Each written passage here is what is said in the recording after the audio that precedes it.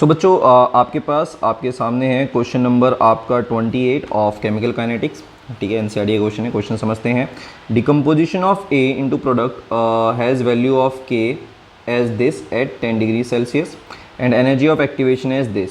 ठीक है, at what temperature would K be equals to this. ठीक है, बहुत ध्यान से समझिए बेटा। क्वेश्चन क्या बोलता है? क्वेश्चन बोलता है कि अगर आपके पास कोई एक रिएक्टेंट ए है और ये आपका डिकम्पोज कर रहा है, ऑब्वियसली बात है, डिकम्पोज करके आपका प्रोडक्ट फॉर्मेशन होगा। ठीक है, और वहाँ पर आपके पास जो k की वैल्यू है वो आपके पास गिवन है 4.5 इंटू 10⁻³ 10 डिग्री सेल्सियस पर, और एनर्जी ऑफ एक्टिवेशन है आपके पास 60 किलो जूल पर मोल।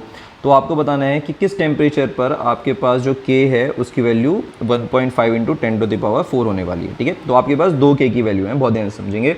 आपके पास गिवन क्या क्या है वो देखते हैं। आपके पास 2k की वैल्यू गिवन है। एक है बेटा आपके पास कितना? एक है आपके पास 4.5 इंटू 10⁻³ पर सेकेंड, और वहीं बेटा आपके पास जो दूसरा k है उसकी वैल्यू है आपके पास 1.5 इंटू 10⁴ पर सेकेंड। ठीक है, आपके पास ये 2k की वैल्यू जो है बेटा क्वेश्चन में गिवन है। समझते हैं बेटा पहले आपके पास कौन सी वैल्यू जो है बेटा आपके पास बड़ी होने वाली है और कौन सी छोटी। सिंपल है, जिसकी वैल्यू जो है बेटा मैग्नीट्यूड में बड़ी है उसको बेटा आप लोग k2 असाइन कर दो, ये हो जाएगा k2, और जिसकी वैल्यू जो है मैग्नीट्यूड में छोटी है उसे बेटा k1 असाइन कर दो। ठीक है, आपके पास जो है बेटा T1 भी गिवन है, डेट इज़ कितना है आपके पास 10 डिग्री सेल्सियस, डेट इज़ कितना हो जाएगा आपके पास केल्विन में 298 केल्विन हो जाएगा बेटा। ठीक है, और वहीं आपके पास एक्टिवेशन एनर्जी भी गिवन है जो कि है आपके पास 60 किलो जूल पर मोल। ठीक है, एंड अब यहाँ से बेटा आपको क्लियर है कि आपको कैलकुलेट, पहली बात तो कैलकुलेट करना क्या है, T2 कैलकुलेट करना है, और आप कौन सी इक्वेशन यूज़ करोगे? अरेनेस इक्वेशन यूज़ करी जाएगी फॉर 2 टेम्परेचर। ठीक है, तो क्या हो जाएगा? Using log K2 over K1 equals to EA over 2.303 R, क्या बचेगा आपके पास 1/T1 माइनस 1/T2। ठीक है, तो यहाँ पर आप लोग R जानते हो कि R आपके पास वही गैस कॉन्स्टेंट होने वाला है जिसकी वैल्यू आपकी कितनी होने वाली है 8.314। ठीक है, चलिए बेटा स्टार्ट करते हैं। अब आपको सिंपल जो है बेटा वैल्यूज़ रखनी है और कुछ नहीं, और T2 को कैलकुलेट करना है। ठीक है, कितना हो जाएगा बेटा आपका ये हो जाएगा आपके पास log K2, डेट इज़ कितना हो जाएगा 1.5 इंटू 10⁴ डिवाइडेड बाय हो जाएगा आपके पास 4.5 मल्टीप्लाई बाय 10⁻³ इक्वल्स कितना हो जाएगा आपके पास EA जो कि है 60 इंटू 10⁻³, क्योंकि किलो जूल में है तो हम लोग जूल्स में उसको कन्वर्ट करेंगे।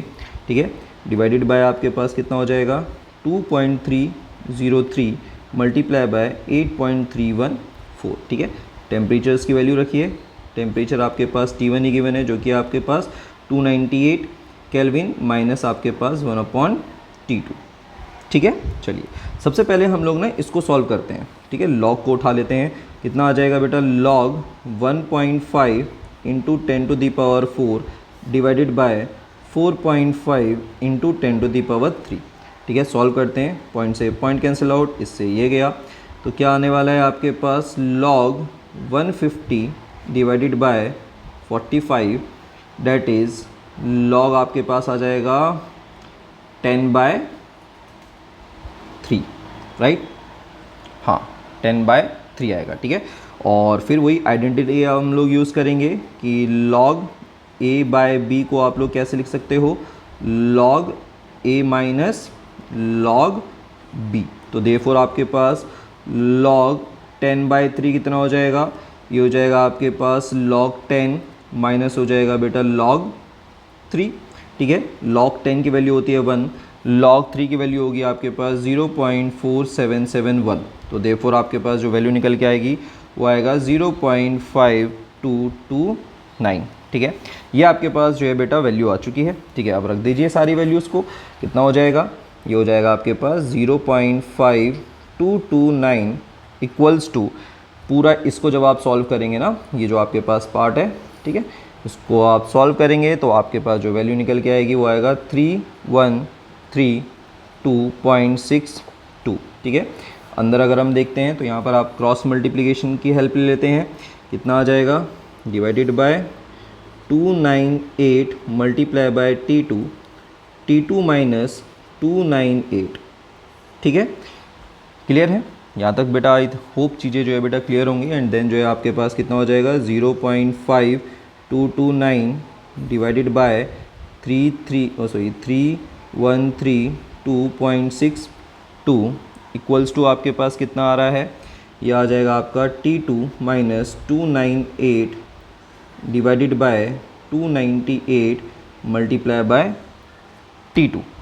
ठीक है, अब यहाँ से बेटा आपको सॉल्यूशन करना है और लंबा सॉल्यूशन निकल जाएगा। पहले इसको इन्वर्स कर लेते हैं, है ना? इस पूरी इक्वेशन को हम लोग थोड़ा सा इन्वर्स कर लेते हैं, मे भी थोड़ा सा आपको हेल्प मिल जाएगी।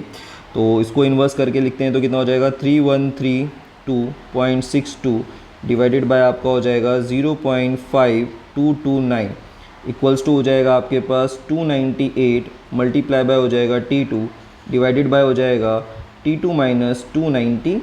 ठीक है, मैंने बस इसको इन्वर्स कर दिया ताकि डिवीज़न जो है बेटा आपका थोड़ा सही रहे। और हेल्प ले लेते हैं थोड़ा सा कैलकुलेटर जी की, 2 मिनट दीजिएगा बेटा।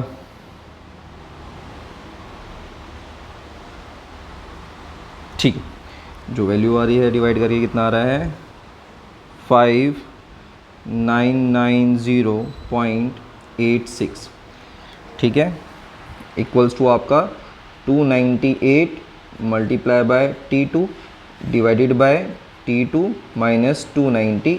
ठीक है, क्रॉस मल्टीप्लाई करेंगे तो कितना आ जाएगा बेटा आपके पास 5990.86 मल्टीप्लाई बाय हो जाएगा T2 माइनस 298 इक्वल्स टू कितना हो जाएगा 298 मल्टीप्लाई बाय हो जाएगा आपके पास T2।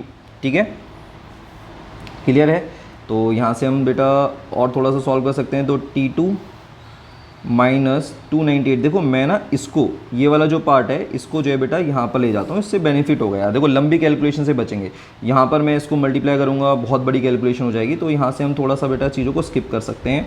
तो यहाँ पर हो जाएगा बेटा आपका 298 डिवाइडेड बाय 5990.86 मल्टीप्लाई बाय आपके पास T2। ठीक है, तो यहाँ पर आपको कुछ इस तरीके की हमेशा बेटा ट्रिक्स यूज़ करते रहना चाहिए ताकि बेटा आपके जो कैलकुलेशन है वो आपका थोड़ा ईजी हो जाए। ठीक है, नहीं तो आप उससे भी आप मल्टीप्लिकेशन करके भी बेटा आपका हो जाता, बट वो ये वैल्यूज़ जो है बेटा बहुत आपकी जो है बेटा बड़ी आती। तो T2 माइनस होता है 298, आपके पास निकल के आएगा 0.0472 मल्टीप्लाई बाय 72 नहीं है 497 मल्टीप्लाई बाय आपके पास आ रहा है T2। ठीक है, तो देयरफॉर बेटा आपके पास यहाँ से T2 जो है कैंसिल आउट, T2 निकल जाएगा, कोई दिक्कत तो नहीं है यहाँ से। 1 मिनट, और क्या बन सकता है आपके पास? बस फिर तो आप, हाँ T2 आ गया बेटा, तो T2 माइनस हो जाएगा 0.0497 T2 इक्वल्स टू हो जाएगा आपके पास 298। तो देयरफॉर बेटा आपके पास 1 माइनस 0.0497 इतना हो जाएगा आपके पास 0.9503 T2 इक्वल्स टू 298 केल्विन। तो T2 कितना हो जाएगा 298 केल्विन डिवाइडेड बाय 0.9503। ठीक है, 298 कहाँ से आ गया है यहाँ पर? ओके, एक गड़बड़ पूरे क्वेश्चन में हो चुकी है, पूरे क्वेश्चन में एक गड़बड़ हो चुकी है बेटा, और वो बहुत ब्लंडर हो चुका है। और वो ब्लंडर ये है कि मैंने बेटा यहाँ पर जो है गलती से जो टेम्परेचर है वो 298 ले लिया है, जबकि टेम्परेचर आपका 283 होना चाहिए था। ठीक है, जो टेम्परेचर है वो आपका 283 होना चाहिए था, वो एक बेटा गड़बड़ हो चुकी है और काफ़ी बड़ी गड़बड़ हो चुकी है। ठीक है, एंड चलिए कोई नहीं, इसको हम इसी तरीके से सॉल्व करते हैं। आप लोग इस क्वेश्चन को जो है दुआ से बेटा सॉल्व करना। ठीक है, एंड आपको जो है आंसर मिल जाएगा, एक काइंड ऑफ प्रैक्टिस भी हो जाएगी। और बस अब आपको करना ये है कि आपको ये जो चीज़ें जो हैं बेटा सॉल्व करनी है बाय टेकिंग टेम्परेचर 283। मैंने 298 से कर दिया गलती से, कोई नहीं वही थोड़ा तो गड़बड़ होना चाहिए आ रहा था। ठीक है, कोई नहीं। अभी मैंने चेक करा कि आंसर अपना मैच ही नहीं कर रहा है, और क्यों मैच नहीं कर रहा है तो उसका रीज़न अभी सामने आ चुका है। कोई नहीं। तो आपके पास जो T2 है वो कितना आ रहा है? T2 आ रहा है बेटा आपके पास 313.58 केल्विन, ठीक है। तो ये भी आपके पास ऑलमोस्ट जो टेम्परेचर है वो मेरे हिसाब से कुछ लगभग 10 केल्विन के आसपास, 10 डिग्री सेल्सियस के आसपास का आ रहा है चेंज। कोई नहीं, आप लोग बेटा सेम क्वेश्चन को बेटा ट्राई करिए, बट आपको टेम्परेचर जो है इस बार बेटा 298 की जगह जो है बेटा आपको कितना रखना है, टेम्परेचर आपको जो है बेटा 283 रखना है। पता नहीं 298 आया कैसे और कब मैंने क्यों रखा, मेरे को समझ नहीं आया कि 298 केल्विन मैंने क्यों रखा है। कोई नहीं, 283 केल्विन रखिए बेटा, आपके पास आंसर डेफिनेटली जो है बेटा सही आएगा, ठीक है। I hope and sorry for the blunder जो बहुत बड़ा हो चुका है, काफ़ी बड़ा ब्लंडर था, सॉरी, ठीक है। आप कोई नहीं, प्रैक्टिस करिए, सेम क्वेश्चन जो है बेटा आप लोग जो है सॉल्व करिए आपका 283 केल्विन पर, एंड प्लीज़ कमेंट बॉक्स में जो है बेटा इसका जो आंसर है वो आप बताइए। जिसका भी सही आंसर होगा बेटा मैं डेफिनेटली जो है बेटा उसको पिन ज़रूर कर दूंगा। Thank you so much and sorry for the blunder once again.